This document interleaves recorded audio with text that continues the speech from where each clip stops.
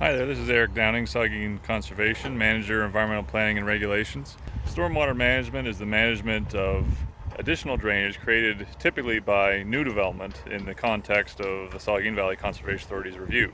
So what you have here is obviously a construction site.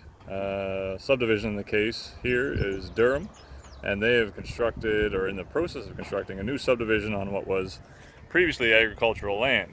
So what that new pavement and new rooftops are going to create is increased impermeable surfaces, being pavement and roadways and things like that, whereby rain that would have fallen on grass or ground and would have sunk into the soil a little bit is now suspended on top of that pavement and has to find a way out of the site. And stormwater management is the practice of making sure that the new development doesn't increase the rate of runoff onto neighboring or downstream properties. It also has the requirement to monitor and control storm water quality to make sure that total suspended solids is maintained or maintains acceptable levels relative to the pre-development state. And here's an example of a stormwater management pond that is servicing this development that ensures that the rate of runoff is not increased off of this property, to the detriment, of course, to the neighboring properties that we find right next door, always. Well, if you are a downstream property owner, which in essence we all are, ultimately when it comes to development in the Saugeen Valley Conservation Authority watershed, we care that the water coming to us is as clean as it was before and not coming to us in any more intensity, because our rivers and streams and our natural drainage has to absorb that water created from additional rooftops and roadways. And therefore stormwater management is very necessary from a volume perspective and a water quality perspective.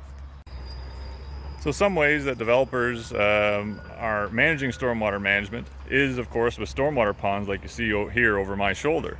This is a wet pond design, I believe, that will always keep water in it at some point of the year, because that water in essence acts as a buffer and as a cushion for additional waters finding its way into this basin. Developers also are required to put in sediment erosion control to make sure that the disturbed site doesn't send mud and water downstream that is and would have been otherwise clean. And other things that sometimes are done is these ponds can in part become wetlands themselves and function as wetlands when they're not called upon in a flood condition.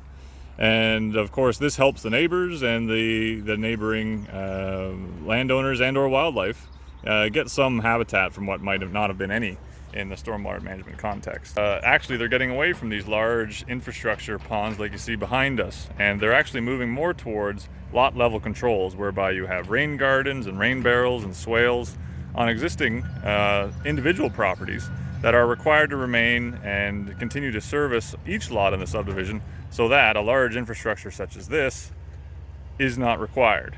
And indeed that is the way forward as well with regards to existing development.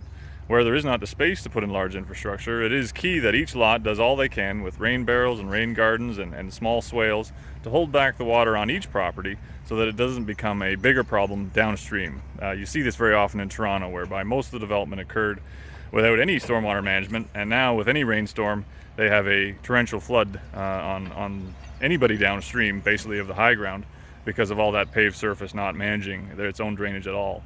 So that's some of the details around stormwater management with regards to the Saugeen Valley Conservation Authority's context. Thank you for your time.